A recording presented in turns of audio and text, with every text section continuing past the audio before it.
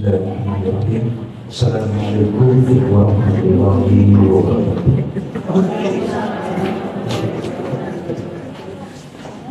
Alhamdulillah, nahmaduhu wa nasta'inuhu wa nastaghfiruh wa na'udzu billahi min shururi anfusina wa min sayyi'ati a'malina.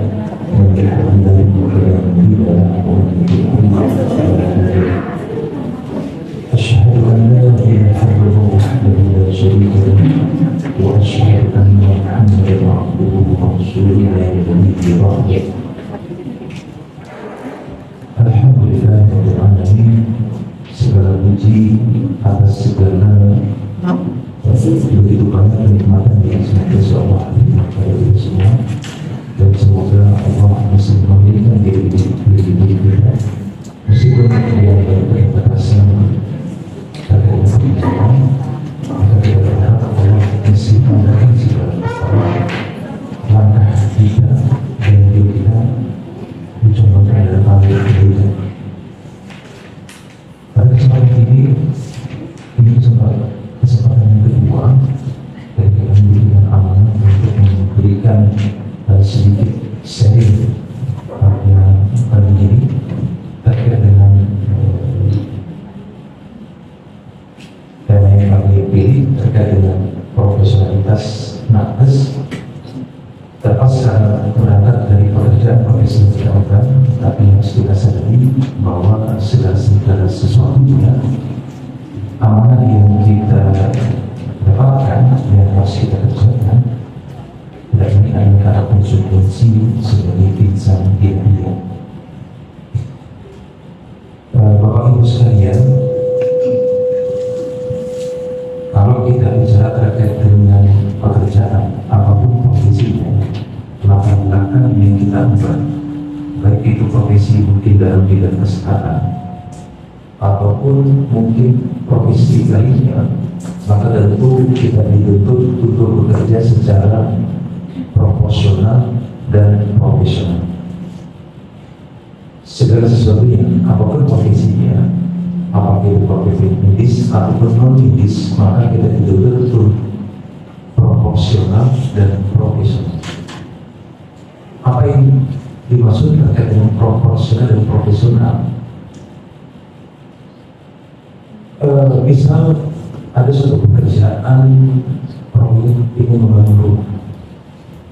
Biasanya kalau kita ingin membangun rumah itu ada owner yang punya dirinya, kemudian ada desainer atau arsiteknya, ada mandornya, dan ada tukang.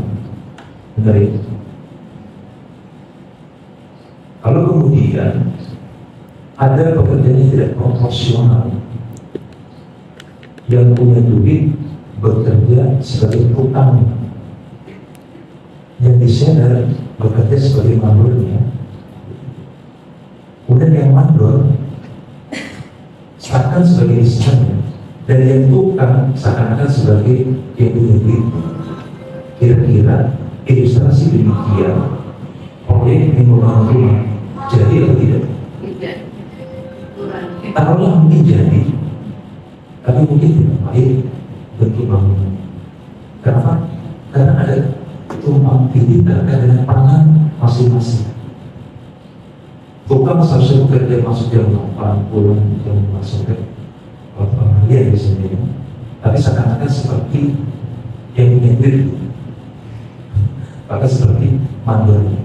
Maka setidaknya mungkin rumah itu jadi, tapi mungkin tidak ada konflik. Maka itulah ilustrasi kalau kita bekerja mengemban amanah kita sebagai profesi, maka itu harus proporsional dan profesional. Mengapa kita harus demikian?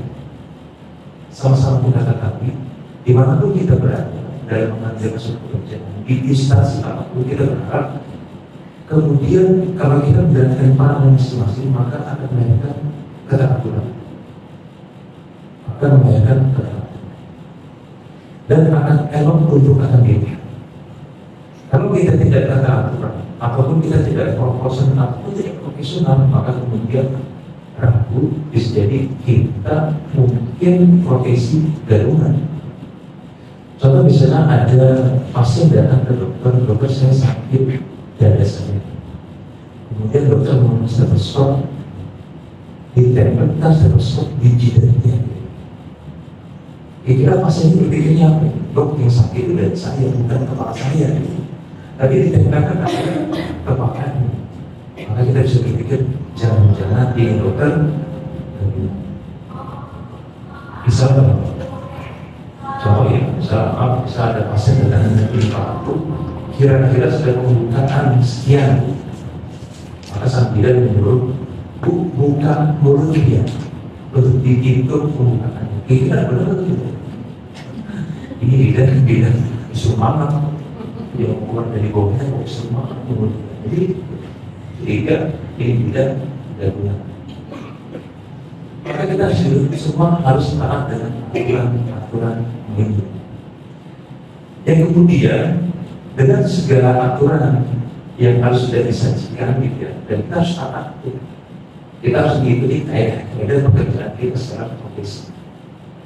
Sama halnya ketika pemerintah misalnya, paling sederhana, mewajibkan ketika jalan lampu hijau di simpangan 4 aspal itu ketika lampu merah harus berhenti. Lampu hijau kita boleh jalan.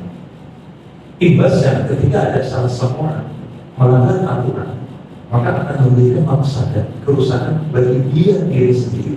Dan di sini ketika ada pelanggaran aturan ini, dia akan bisa memberikan risiko mafsadat untuk orang lain. Lampu hijau dia berhenti, lampu merah dia jalan.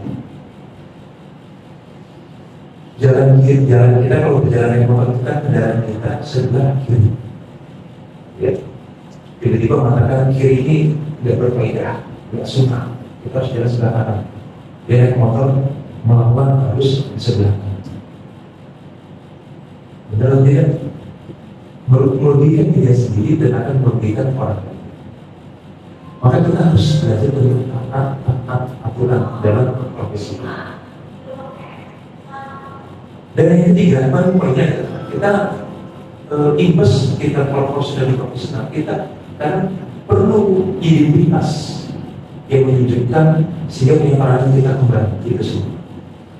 Contoh misalnya datang pasien di UGD, ya, maka mana yang tugas menjadi perawat dan mana yang menjadi tugas sang dokter untuk analisis dan diagnostik.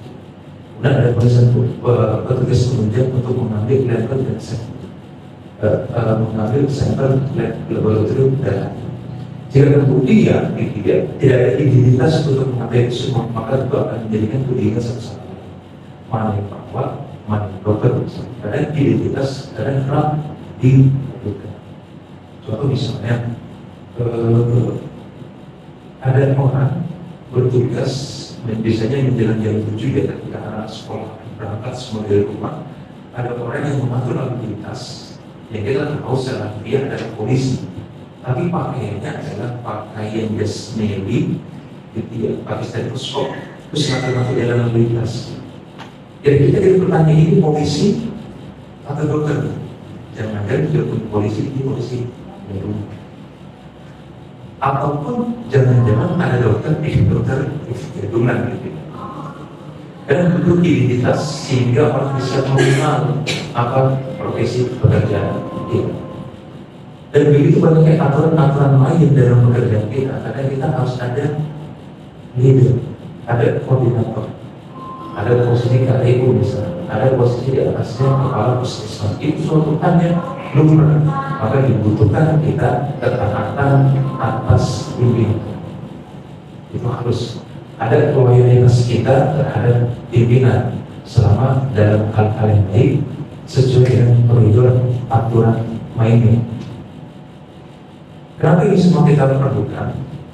Kalau kita bekerja secara proporsional dan profesional, maka tentu yang diharapkan adalah keteraturan, kebaikan, dan yang paling penting ada kemaslahatan.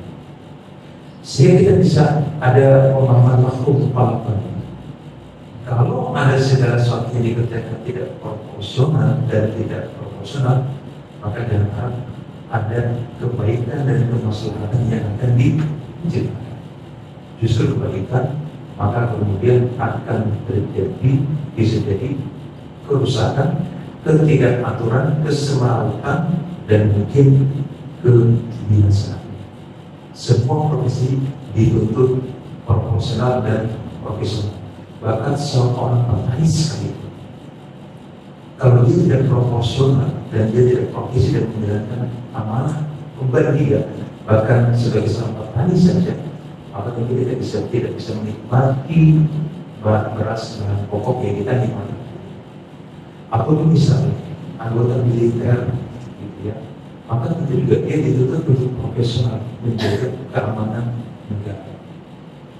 Jika kemudian ada satu maaf, ada anggota militer yang dia bukan menjaga keamanan negara, tapi menjaga keamanan rumah tangga seseorang misalnya, atau menjaga kepentingan seseorang misalnya, maka kita bisa lihat orang-orang ini mungkin adalah oknum jabatan yang diduga. Harus diketahui, saya akan mengangkat di tiga ini peran proporsional dan profesional bukan saja dalam pekerjaan yang kita ambil dalam pekerjaan sehari-hari, bahkan peran kita sebagai seorang lelaki, seorang wanita, seorang ayah, seorang ibu, bahkan sebagai seorang stakeholder di lingkungan rumahnya, maka itu juga harus profesional. Maka ketika kita tidak mengambil peran itu, contoh seorang ayah tidak mengambil peranan sebagai seorang ayah untuk bekerja sebagai profesional memban amanah yang dilakukannya, maka justru akan menjadi ketidakadilan. Contoh misalnya, ini artis siapa namanya? Ketika ditanya ada anaknya gitu ya, anaknya pulang malam itu mampu, ditanya sama diri salah satu proses apa yang dilakukan seorang ayah kalau sebelum ke depan, ingat jawabannya. Ketika anaknya pulang karena bukan iya, terus maknya suruh dimarahin. Anak itu semalam pulang sama bukan, terus bukannya kalau minum udah dari satu, habis juga satu ini, jadi lu mulai pakai vodka, ini harus pakai vodka, jangan lu ganti minum, aku tumbang lo yang ada. Kalau ngasih ada vodka aja, jangan lu tequila ini, jangan pakai tequila atau pakai yang lain, tumbang pasti kalau gitu. Terus banyak ngapain? Kalau cewek, kalau semabuk, kurang-kurang mabuk aja juga udah senang. Itu ya. Daripada kita makan pas di belakang kita nggak tahu, kan bisa kita. Bisa nyebut jawabannya. Ketika ada satu perkara yang kita sepakati di sini, ya suatu hal yang mungkin kekeliruan luar biasa ketika ada seorang anak perempuan datang dengan mabuk, tapi pas dari ayahnya adalah bukan melarang yang harus dilakukan seorang ayah, tapi menyarankan kalau minum satu merek tertentu, umumnya jangan merek yang lain. Bahkan ketika ditambahi artis dari ibunya, yang pura-pura saja mabuk. Artinya dia gambaran ketika ada peranan amanah seorang ayah, tapi tidak menjalankan peranan sebaiknya, maka itu akan terjadi kerusakan dan kebinasaan. Sehingga apapun profesi yang kita ambil, semua pasti ada tuntunannya dan akan ada tuntutannya. Kenapa? Karena ini adalah pekerjaan kita untuk harus profesional apapun itu. Nah kemudian yang ingin saya sampaikan adalah ada modalitas yang Allah berikan kepada kita, suatu nilai luhur yang harus menjadikan dasar kita. Mengapa kita harus bekerja secara baik? Dan nilai luhur ini, value ini, Allah tidak berikan pilih-pilih. Allah tidak hanya berikan kepada seorang muslim saja, tapi Allah berikan bahkan kepada seluruh manusia, bahkan orang kafir sekalipun.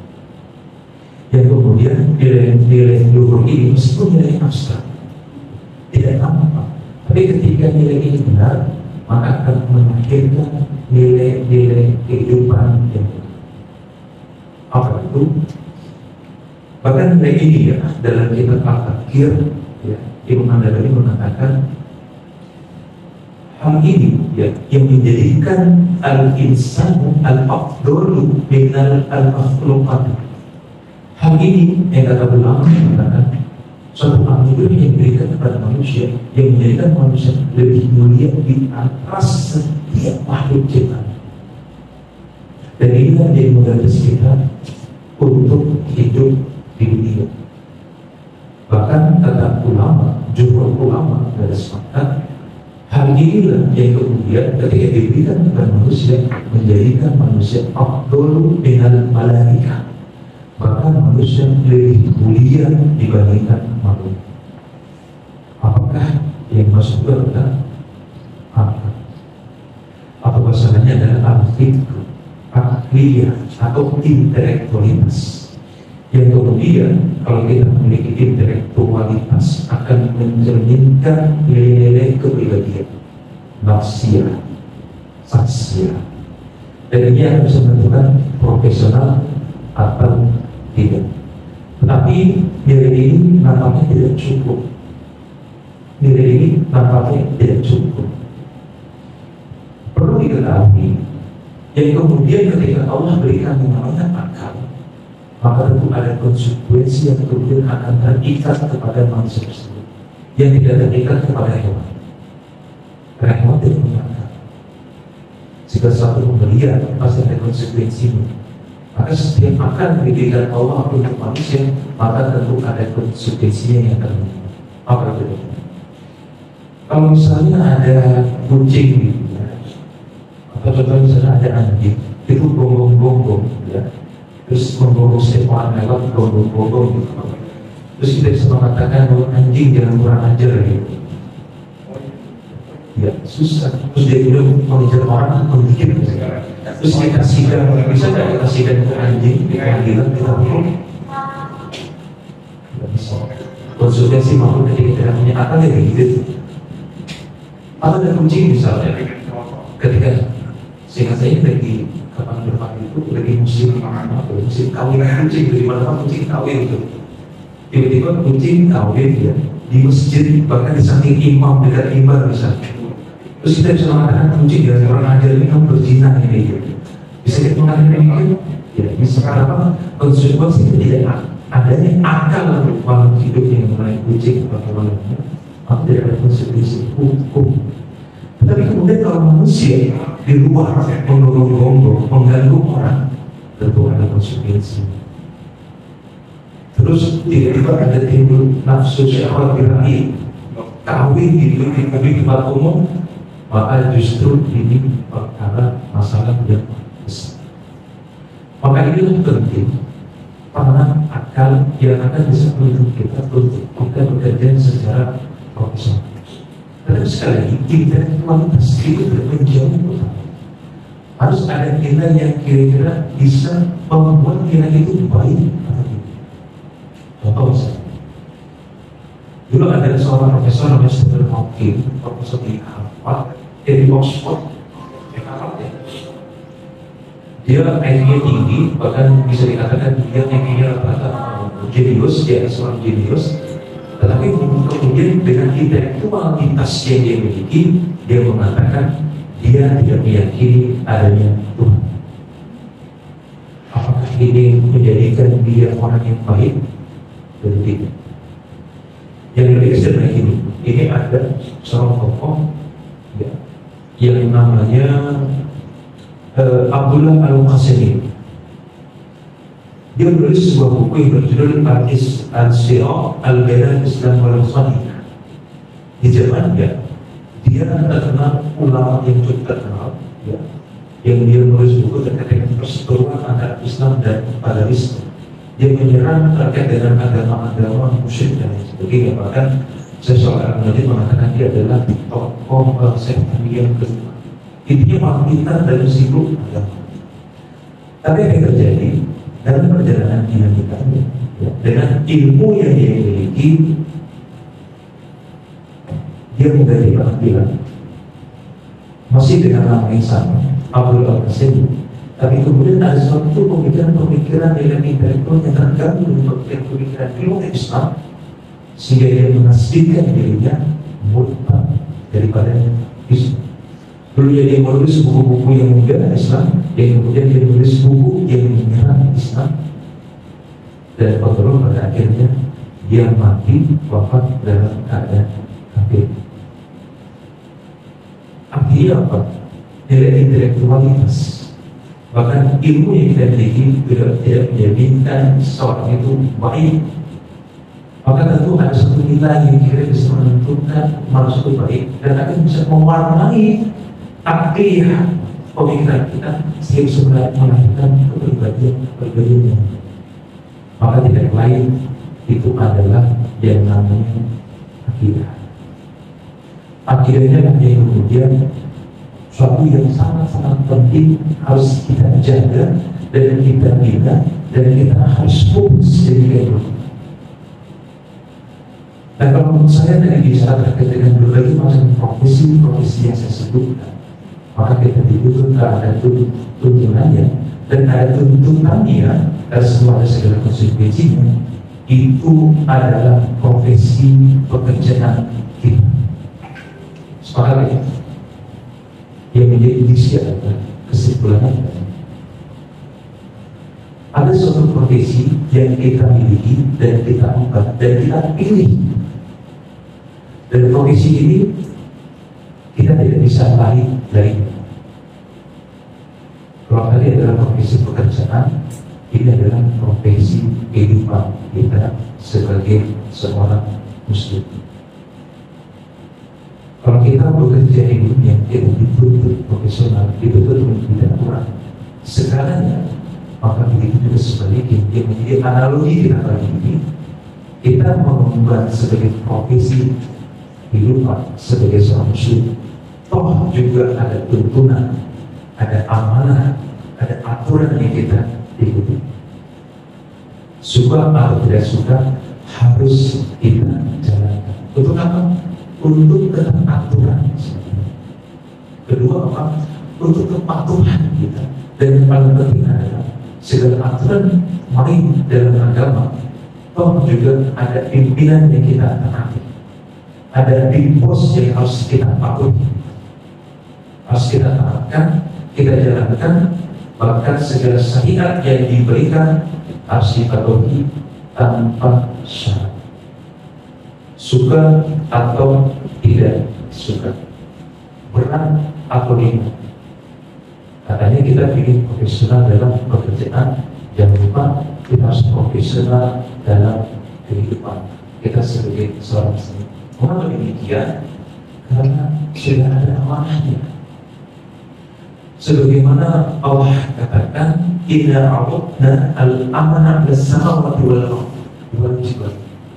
Kata Allah, sesungguhnya kami telah memberikan amanah itu, amanah yang besar kepada langit-langit, kepada bumi, bahkan kepada gunung-gunung.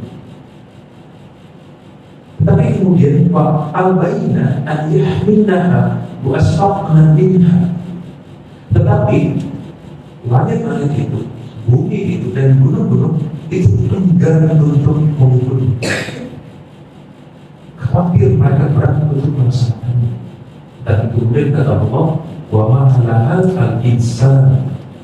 Dan kemudian manusia datang bersedia memikul amanah jabatan profesi itu. Jabatan apa? Sebagai seorang muslim. Allah katakan, innahu kana zaluman jahula. Sungguh manusia itu sangat zalim dan bodoh. Supaya bagaimana kita dikatakan sebagai manusia yang bukan teridentifikasi zalim dan bodoh, maka dijalankan amanah itu sebaik-baiknya. Kalau ada pekerjaan misalnya seorang dokter, ya, dia harus melakukan diagnostik melalui dengan analisis, kemudian proses fisik, di kolaborasi dengan proses penunjang, maka kemudian akan mengakhiri diagnostik dan treatment. Dan dia melakukan pekerjaan sehari-hari, ataupun tenaga kesehatan lainnya, ataupun pekerjaan yang lainnya. Tapi kemudian dia tidak mengikuti aturan main yang sudah berlaku. Maka kira-kira kita bisa katakan ini dokter tidak pantas untuk mengemban amanah sebagai profesi dokter. Maka analogi yang sama pula gitu. Ketika seorang manusia yang mengaku beriman, mengaku berislam, tetapi kemudian ada aturan main dalam agama, sholat 5 waktu, dia bilang boleh 2 waktu saja, boleh tidak? Puasa di bulan Ramadan, kurang puasa Ramadan dia berikan puasa Syawal 1 bulan, boleh tidak? Pergi haji di Masjidil Haram di Mekah, dia bilang kurang waktu. Dia lanjutkan ketika sholat, dia beri kursi, kenapa dia haji, boleh tidak? Tidak boleh. Tawaf 7 kali, dia bilang beraktor, dia tawaf 70 kali. Sa'i, jalan sa'i dari Safa ke Marwah beraktor. Dia dari sa'i, dari Safa ke Mina misalnya, atau ke pasar apa namanya? Biasanya kalau orang Indonesia pasti ke pasar apa gitu, dia menjadi idolanya di sana gitu. Bukan ke Safa ke Marwah, tapi dia ke pasar gitu. Belum balik 7 kali misalnya, boleh tidak? Boleh. Maka kalau ada aturan main yang tidak benar sebagai profesi, sebagai seorang muslim, maka Allah katakan satu hal yang sangat tidak pantas. Dan ketika pimpinan mengatakan Anda tidak pantas mengemban amanah profesi Anda, maka bagaimana konsekuensinya? Maka bila mana kemudian ketika Allah mengatakan tidak pantas dan juga ketika mengemban amanah sebagai seorang muslim, besar resikonya. Allah katakan wa kana limu'minin wala limu'min, tidak pantas Anda mengaku sebagai orang laki-laki beriman, bahkan perempuan yang beriman. Idza qadallahu wa rasuluhu amra, ketika Allah dan Rasul telah menetapkan aturan main untuk kalian, kemudian Allah katakan ayyakuna lahum khiyarun min amrihi, mereka punya pilihan cara sendiri dalam kehidupan mereka. Ketika seorang ayah diwajibkan pendidikan dengan agama, maka jalankan peran ayah sebagai manusia seorang ayah, karena tuntutan agama demikian. Ketika ada pelanggaran, diberikan masukan untuk tidak melakukan yang sama, bukan didorong untuk melakukan pelanggaran seperti itu. Begitu juga hal-hal yang lainnya. Akan ada bagi mereka pilihan yang lain tentang berusaha. Maka kemudian kata Allah, wa man ya'sillahu rasul faqad dhalla dhalalan mubina, dan barang siapa orang-orang seperti ini mendurhakai Allah dan Rasulnya, maka sungguhlah dia telah sesat yang nyata.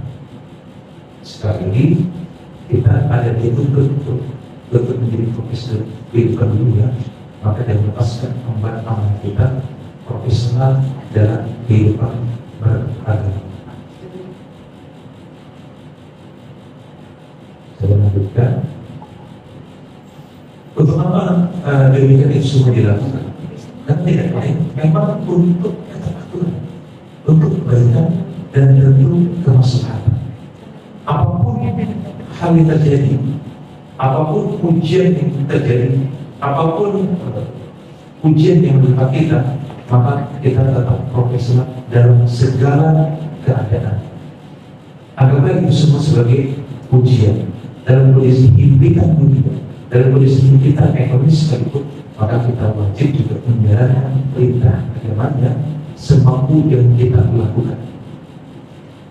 Terakhir dari kami, saya simpel saja.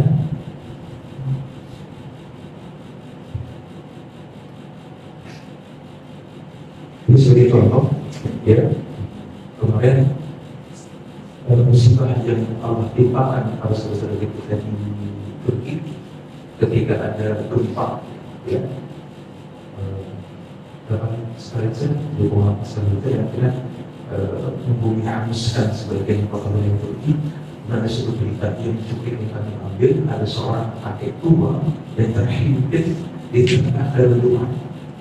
Ketika ini dievakuasi oleh tim evakuasi, maka sang orang tua ini dia meminta, berikanlah saya dulu karena saya ingin sholat.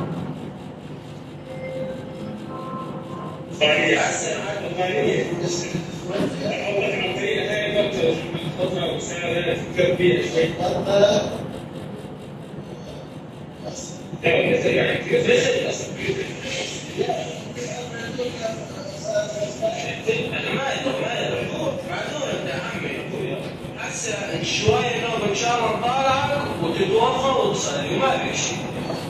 يلا قول يا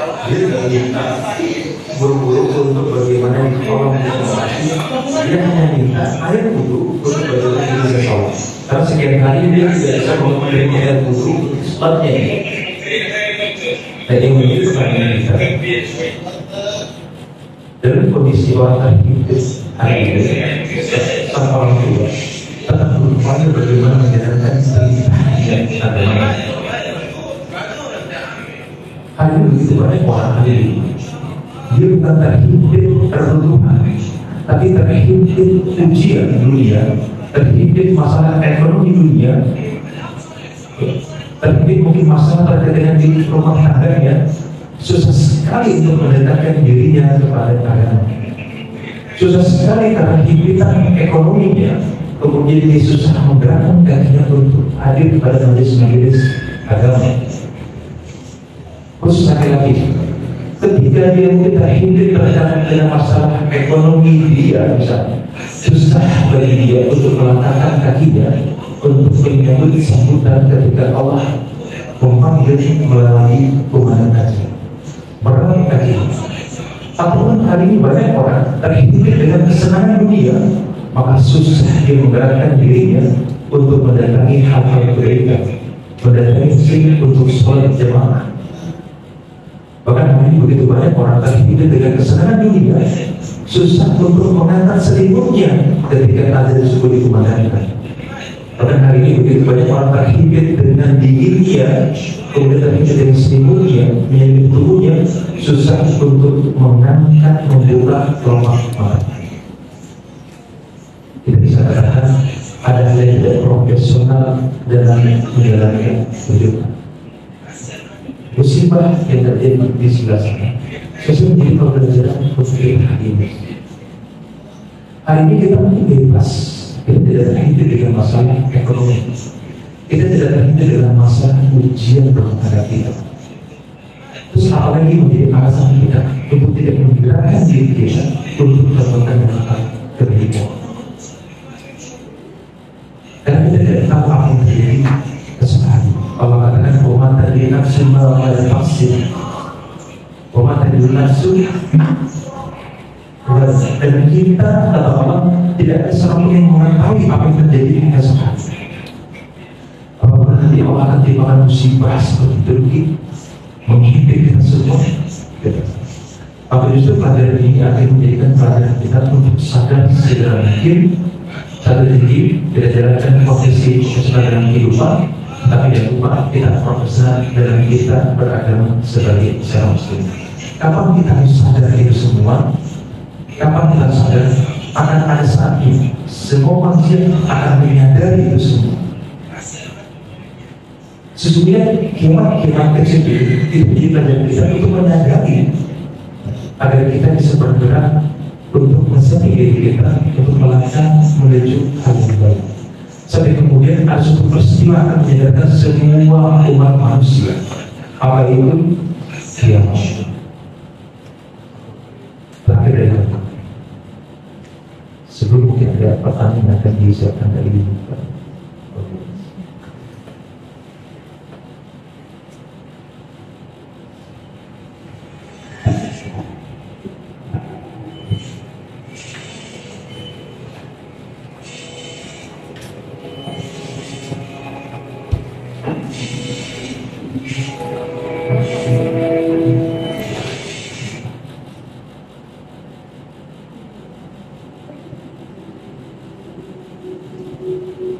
This is taking place. The mother of her child killed the baby, or the mother that she had a child. Why did it assemble? The sign of the home is so terrifying that you see mankind will be the drunken state, but in reality they won't be drunk. The hadith of Abu Hurairah is fine. They say that Shaitan and his army will begin to run and will begin to fight.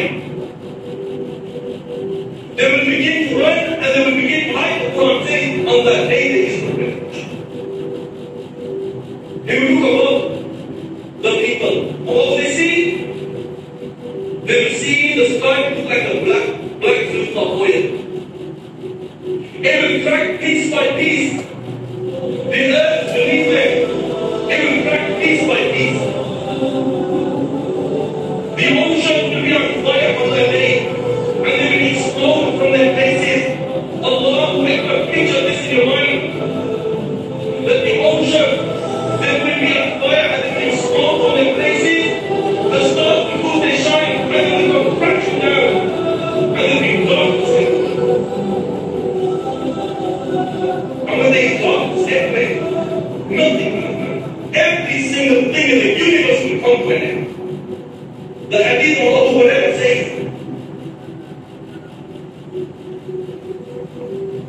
that the angel of death, he will say to Allah,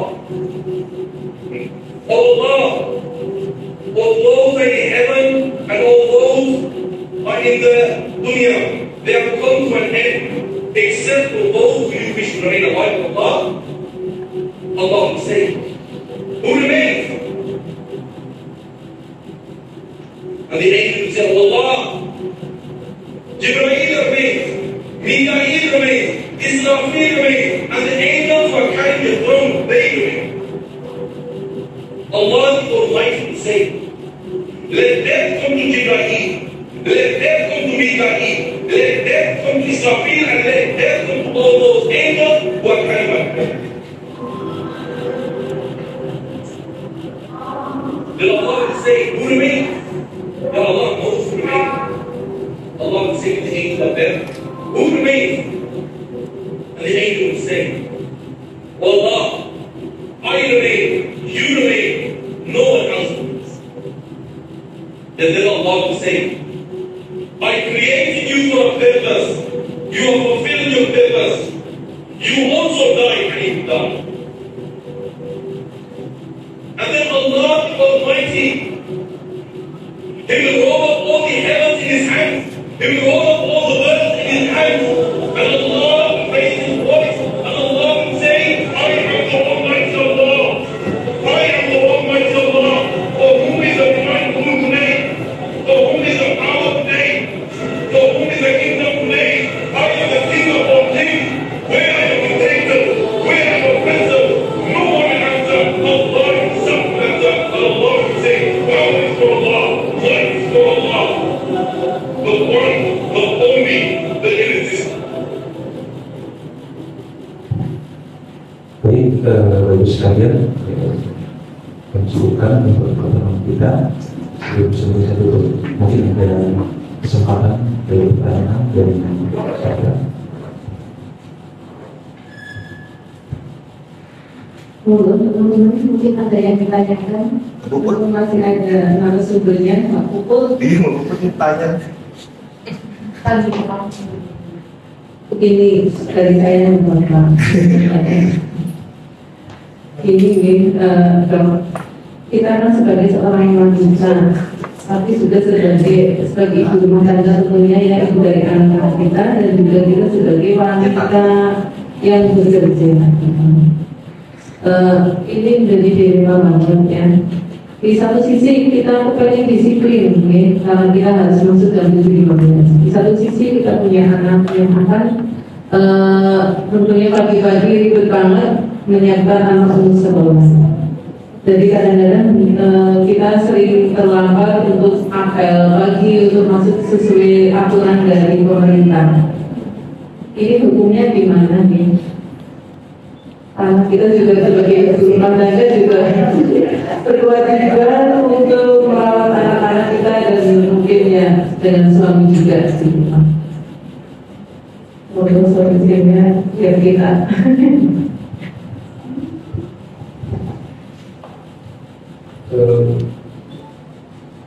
Karena kita sepakat kalau tadi pertanyaan poin yang kita ambil terus kemudian ada pertanyaan bagaimana hukum itu maka betul kembali kepada apakah hukum positif berlaku seperti itu mengatur itu kemudian terkait bagaimana peranan seorang rumah tangga membagi peranan di rumah atau pekerjaan dan kita mengambil terkait dengan hukum bagaimana disampaikan ketika agama memberikan arahan itu semua. Allah mengatakan Fa'inna dari Fisakin Waktu Tuhin Warusulu. Jika kamu menemukan permasalahan di antara kalian maka kembalikan Allah dan Rasulnya punya solusi. Karena aturan main terkait dengan manusia itu bukan lahir dari manusia itu sendiri, tapi semua lahir dari langit. Allah paham sekali. Anjana alaikum kitabah tibyana likulli syai'in. Telah kami turunkan kitab Al-Quran itu untuk menjelaskan segala sesuatunya tanpa ada terkecuali. Sekarang bagaimana terkait dengan fikih kalau ada suatu hal yang akhirnya menjadi sama ketika istri saya juga bisa bertanya seperti itu. Jadi lazim, maka kita memberikan proporsional pendekatan seorang ibu dan seorang ayah. Kemudian ada variabel pekerjaan, ada variabel ibu sebagai ibu rumah tangga. Maka terkait dengan pekerjaan seorang laki hukumnya wajib. Wanita bekerja hukumnya mubah, boleh, tidak wajib. Terkait dengan bagaimana menjaga anak-anak, membina rumah tangga, ibu sebagai madrasah di rumah tangga itu adalah wajib. Dalam agama ada namanya istilah fikih awaliyah, fikih prioritas. Kalau misalnya seorang wanita ya, dia ingin puasa sunnah, tapi kemudian laki-lakinya, suaminya gitu ya, ingin mengajak ini mungkin sudah dewasa semua ya, gitu ya.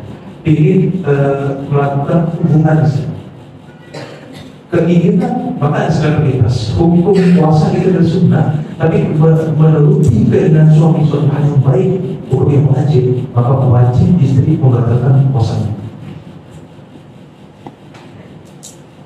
Tapi dengan catatan kebutuhan yang makruh. Istrinya puasa, gitu. Terus suaminya lagi ingin makan durian misalnya. Puasa hukumnya sunnah, makan durian hukumnya mubah, maka tidak bisa dikatakan suatu sunnah dengan mubah. Tetapi ketika kita ada pekerjaan hukum yang mubah dan dari kewajiban harus diutamakan, maka utamakan dulu stabilitas hukum di atas. Inilah suatu hal titik peranan seorang ibu rumah tangga yang akhirnya menjadikan wanita itu mulia. Bayangkan dulu, ketika di surga nanti ada suatu hal ya, ketika Rasulullah ada satu pandangan ketika suatu sosok yang turun di surga itu menarik perhatian seluruh penduduk langit saat itu. Apa itu?